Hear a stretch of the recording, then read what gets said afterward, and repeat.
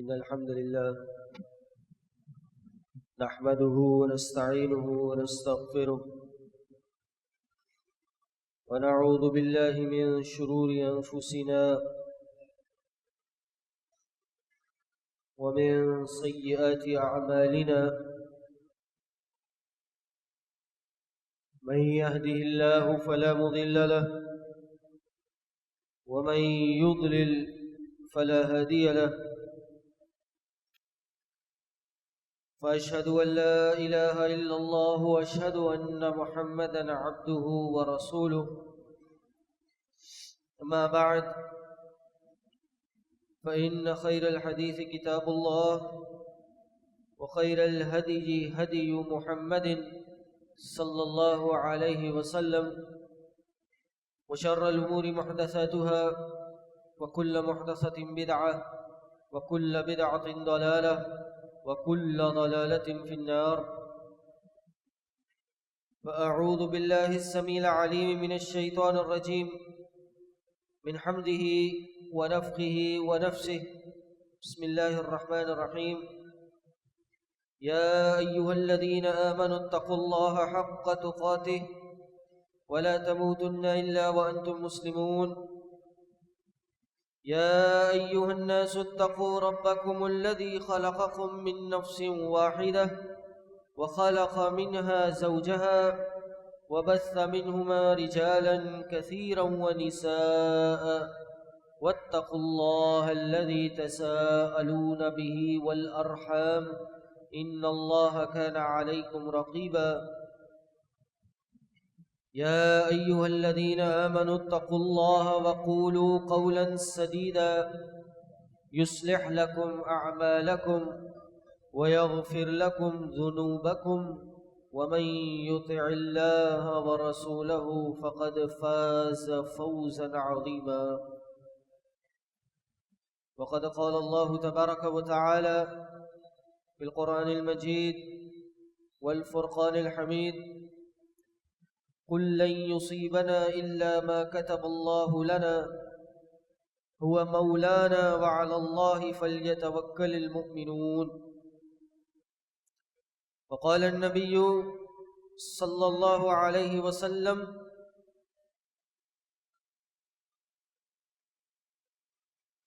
الطيرة شرك. وقال في مقام آخر: من ردته طيرة من حاجة فقد أشرك، أو كما قال عليه الصلاة والسلام.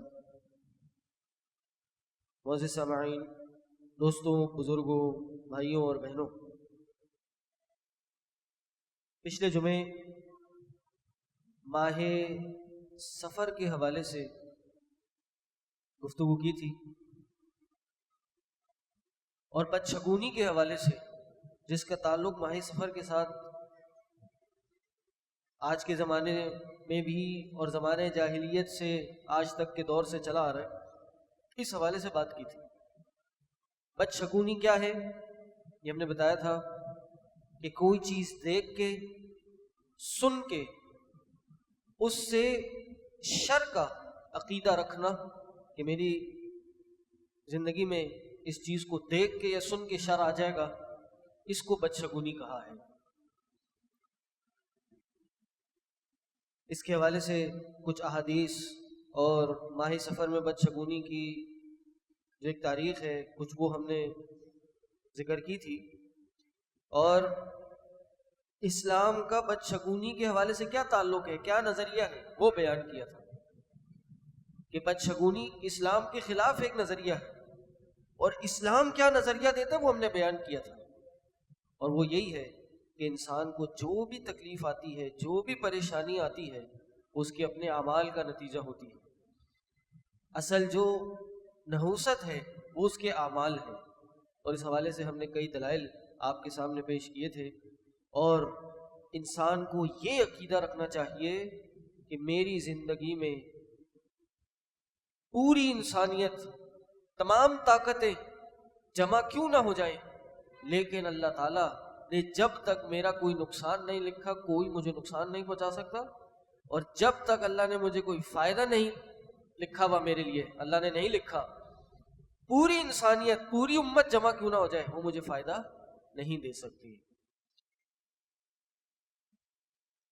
آج کے اس موضوع کو آگے لے چلتے ہوئے ہم پہلے یہ بتائیں گے کہ یہ نحوست اور بدشگونی کا عقیدہ رکھنا یا نحوست لینے کا عقیدہ رکھنا، اس کا کیا وبال ہے، اس کی کیا وعید ہے، اور اس کے بعد یہ اگر آ جاتا ہے، یہ عقیدہ انسان کے دماغ میں، دل میں یہ توہمات آ جاتے ہیں، تو اس کا حل کیا ہے، اس سے کیسے بچیں، اور کچھ بدعات جو ہماری آج کل رائج ہیں اس کی چند مثالیں دے کے پھر آج کی بات کو ختم کریں گے۔ سب سے پہلی بات یہ سمجھ لیجئے کہ اللہ پہ توکل رکھنے والوں کی اللہ تعالیٰ نے بڑی تعریف کی ہے، اور اس کے ساتھ جنت میں وہ یعنی کہہ لیجئے کہ اس طرح سے داخلہ عطا کیا ہے جو عام لوگوں کو نہیں دیا۔ ایک حدیث ہے اللہ کے نبی صلی اللہ علیہ وسلم، طویل حدیث ہے، صحابہ کے ساتھ بیٹھے تھے اور واقعہ ہے تھوڑا طویل۔ آخر میں نبی علیہ السلام نے فرمایا کہ 70,000 لوگ جنت میں بغیر حساب کے اور بغیر عذاب کے جائیں گے، یعنی ان کا کوئی حساب کتاب نہیں ہوگا، اور دوسرا وہ پہلے جہنم میں نہیں جائیں گے، ان پہ کوئی عذاب نہیں ہوگا، ڈائریکٹ جنت میں جائیں گے۔ 70,000 لوگ کون ہوں گے، یہ نبی علیہ السلام نے فرمایا، اور وہاں محفل سے کھڑے ہوئے اور چلے گئے۔ اب صحابہ جنت کے پیاسے، جنت کو دن اور رات جنت کے لیے کام کرنے والے، ان کو اتنی بڑی بات پتہ چلی کہ 70,000 لوگ بغیر حساب اور عذاب کے جنت میں جائیں گے، تو یہ کون لوگ ہوں گے؟ پوری رات گزری، کسی نے کچھ کہا، کسی نے کچھ کہا، کسی نے کہا ہو سکتا ہے یہ وہ لوگ ہوں جو اسلام پہ پیدا ہوئے، کسی نے کہا ہو سکتا ہے یہ وہ لوگ ہوں جنہوں نے کبھی شرک نہیں کیا، یہ وہ لوگ ہوں جو نبی علیہ السلام کے صحابہ ہوں، کسی نے کچھ کہا۔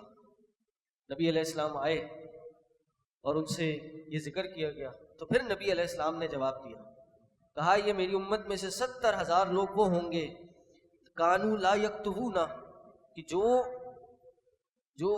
جسم کو داغتے نہیں ہوں گے، یعنی علاج کی غرض سے جسم کو جلاتے نہیں ہوں گے۔ یہ ایک قسم کا علاج ہوا کرتا تھا، آج بھی کچھ جگہوں پہ موجود ہے کہ کسی زخم کو حل کرنے کے لیے یا کسی بیماری کا علاج کرنے کے لیے جسم کو جلایا جاتا تھا، تیز لوہے کو گرم کر کے اس جگہ پہ وہ رکھا جاتا تھا اور اس سے اس کا علاج کیا جاتا تھا۔ دین میں اس کی اجازت ہے لیکن ناپسند قرار دیا، کرنے والے پہ گناہ نہیں ہے، مکروہ عمل ہے، کیا جا سکتا ہے، لیکن اگر کوئی نہیں کرے گا تو وہ ان 70,000 کی فہرست میں شامل ہوگا۔ تو ان 70,000 میں پہلی صفت کیا ہے، وہ یہ جسم کو داغتے نہیں ہوں گے۔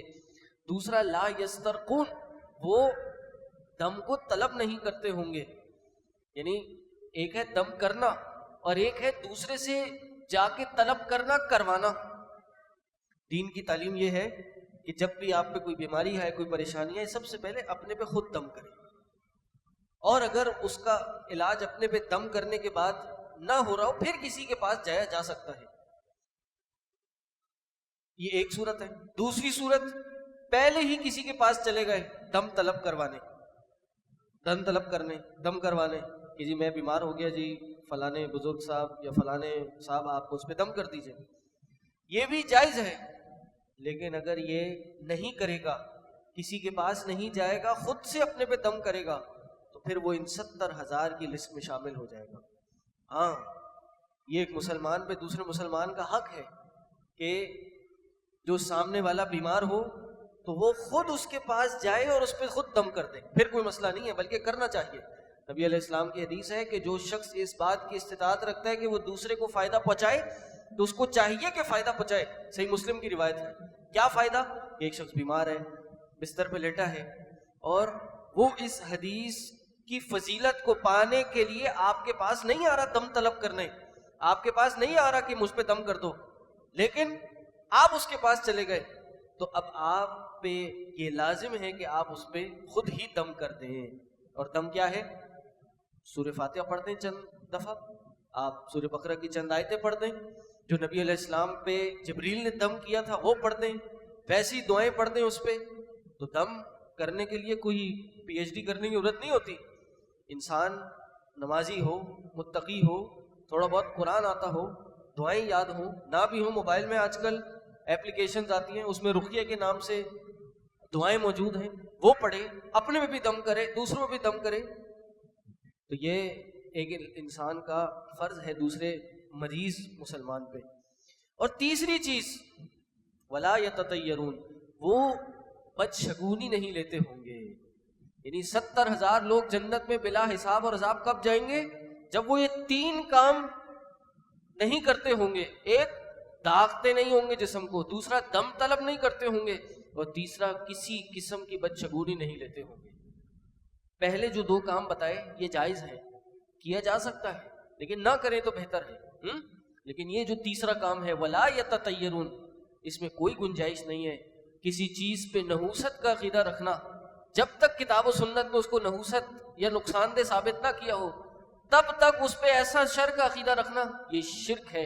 اور اگر اسی کو اصل سمجھا جائے تو ایسا کرنے والا دار اسلام سے بھی خارج ہو جاتا ہے.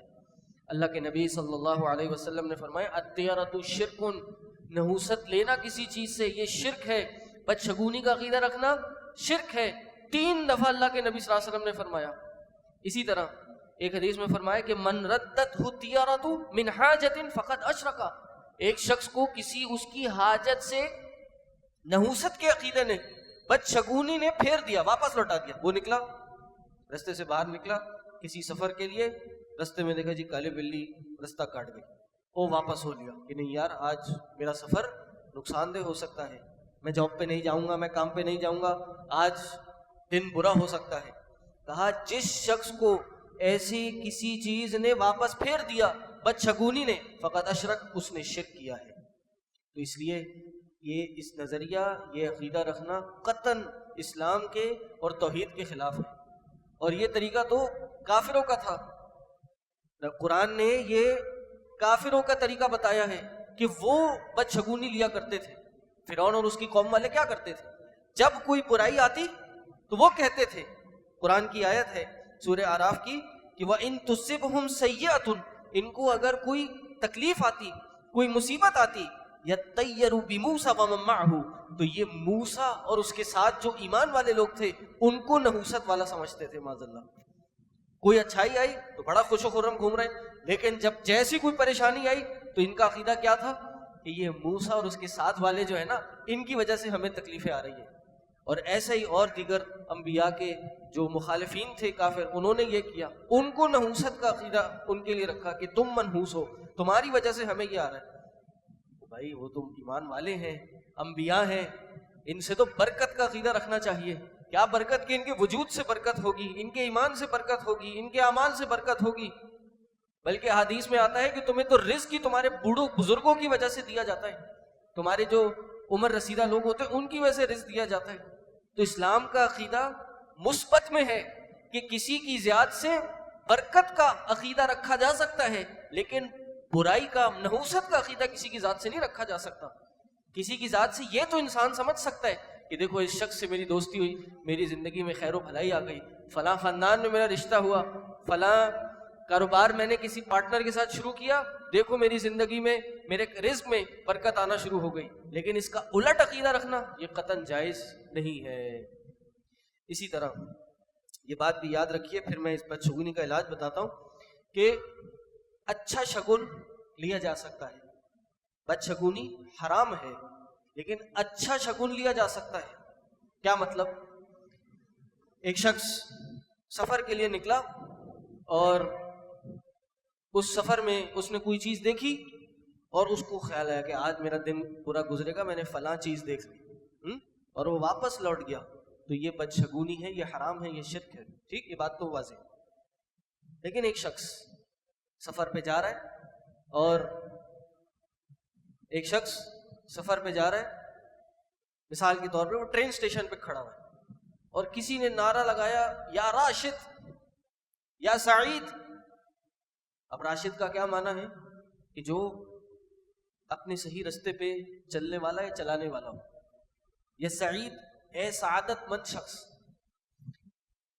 تو اس نے یہ عقیدہ لیا کہ دیکھو یہ اللہ نے مجھے سنوایا ہے یا راشد یا سعید کے نام سے، اس کا مطلب میرا سفر اچھا ہوگا. اس کا مطلب میرا سفر سعادت والا ہوگا. اور یہ سنت سے ہمیں ملتا ہے کہ نبی علیہ السلام نے خود کہا وَيُعْجِبُنِي الْفَعْلُ، مجھے فعل پسند ہے، یعنی اچھی فعل. ایک دفعہ نبی علیہ السلام بیٹھے تھے، کچھ معاملہ ڈسکس ہو رہا تھا، سامنے سے سہیل یا سہل نامی شخص صحابی داخل ہو گئے. تو نبی علیہ السلام نے کیا کہا کہ دیکھو ابھی سہیل آ گئے، اب ہمارا معاملہ آسان ہو جائے گا. یعنی سہل عربی زبان میں آسانی کو کہتے ہیں، تو کہ اب یہ آ گئے ہمارا معاملہ آسان ہو جائے گا. اسی طرح ایک شخص ایگزام دینے جا رہا ہو، کوئی انٹرویو ہو، اور رستے میں کوئی کہے کسی کے بارے میں کہ یا فائز، آپ کو نہیں کہا، کسی اور کو کہا کہ یا ناجح، نجیح، اس کا مطلب کامیاب ہونے والا، تو انسان یہ ایک اچھا شگن لے سکتا ہے، یہ اچھی سوچ لے سکتا ہے کہ دیکھو یہ اللہ نے مجھے سنوایا ہے، اس کا مطلب انشاءاللہ اللہ کی توفیق سے میں ضرور کامیاب ہوں گا اس امتحان میں، یا جو میرا انٹرویو ہے اس میں پاس ہو جاؤں گا انشاءاللہ. تو یہ عقیدہ رکھا جا سکتا ہے. آج ہم تھوڑا قریب ہو جائیں، قریب ہو جائیں. اب ایک سوال یہ ہے کہ بدشگونی انسان ہے، کبھی کبھار عقیدے کمزور ہوتے ہیں، ہو جاتے ہیں وقت کے ساتھ ساتھ. کسی کے ذہن میں کوئی خیال آ گیا، اب وہ کیا کرے؟ اب واقعی اس نے بلی چلتی ہوئی دیکھ لی، یا واقعی صبح اٹھا اس نے دیکھا کہ جی الو اس کے گھر پہ بیٹھا ہے، یا کالا کوا دروازے کی چوکھٹ پہ بیٹھا ہے. اب اس کو خیال آیا کہ یار میرے خاندان والے یا دوسرے گاؤں والے اس طرح کا عقیدہ رکھتے تھے، کیا پتہ سچ ہو، کیا پتہ وہ صحیح سوچتے ہوں، کیا پتہ آج واقعی میرے دل میں ایسا ہو جائے. یعنی وہ عقیدہ رکھے نہیں، اس کے دل میں یہ بات آنا شروع ہو جائے، یا دل تھوڑا سا گھبراہٹ کا شکار ہو جائے. تو شریعت نے اس مسئلے کو بھی مخاطب کیا ہے، اور اس کو اس کی بالکل نفی نہیں کی، بلکہ ایک انسان ہے، انسان میں 10 طرح کے خیال آ سکتے ہیں، لیکن شریعت نے اس کا حل بتایا ہے کہ اگر یہ انسان کے دل و دماغ میں بات آ گئی تو کرے کیا. نبی علیہ السلام کے پاس صحابہ ہے، اور صحابہ نے آ کے کہا، معاویہ بن حکم السلمی کہتے ہیں اللہ کے رسول صلی اللہ علیہ وسلم ہم جاہلیت میں کچھ ایسے کام کیا کرتے تھے، یعنی اب اس کا کیا کریں؟ ہم کاہن کے پاس جایا کرتے تھے، نجومی مستقبل کی خبریں دینے والے کے پاس جایا کرتے تھے، جاہلیت میں کرتے تھے، اب کیا کریں؟ نبی علیہ السلام نے فرمایا کہ نہیں، تم کاہن کے پاس ہرگز نہیں جانا. پھر انہوں نے سوال کیا، کننا نتطیر، ہم بدشگونی لیا کرتے تھے، ہم نحوست کا عقیدہ رکھا کرتے تھے، اب کیا کریں؟ تو اللہ کے نبی صلی اللہ علیہ وسلم نے فرمایا کہ ذاک شیء یجدہ احدکم فی نفسہ، کہا یہ ایک ایسی چیز ہے جو تم میں سے بعض لوگ اپنے دل میں محسوس کرتے ہیں. ایسا ہوتا ہے، انسان کا معاشرہ، انسان کا ماحول انسان پہ اثر انداز ہوتا ہے. اگر یہ سوچ کسی کو آ گئی، نبی علیہ السلام کا فرمان ہے، فرمایا فلا یصدنکم، یہ سوچ کبھی تمہیں تمہارے عزم سے کرنے والے کام سے نہ روکے. تم نے دیکھا کہ آج میں نے ایک ایسی چیز دیکھ لی، ہو سکتا ہے میری زندگی میں برائی آ جائے، تو ایسا کبھی نہ ہو کہ تم اپنا کام وہ کرنے سے رک جاؤ اور واپس لوٹ جاؤ، یہ نہیں ہونا چاہیے.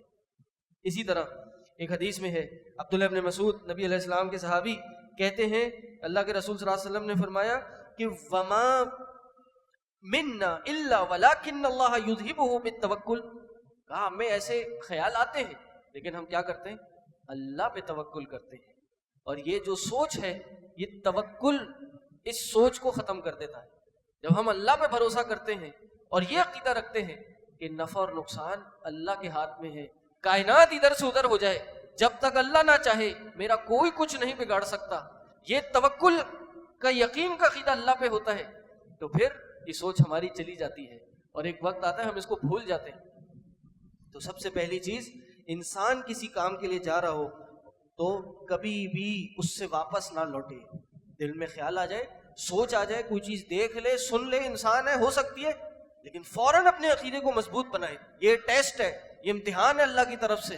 وہ اللہ دیکھتا ہے، چیک کرتا ہے کہ بندہ کتنا مضبوط ہے، اس کا یقین، اس کا توکل کتنا کامل ہے میری ذات میں، اس کا ایمان کتنا پختہ ہے.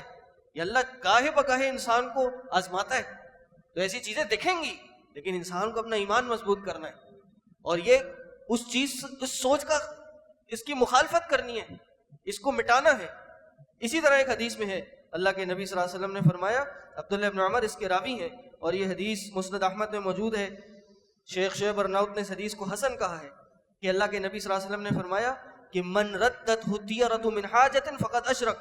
کہا کہ جس کو کسی حاجت سے اس بدشگونی نے ردت ہو لوٹا دیا تو اس نے شرک کیا.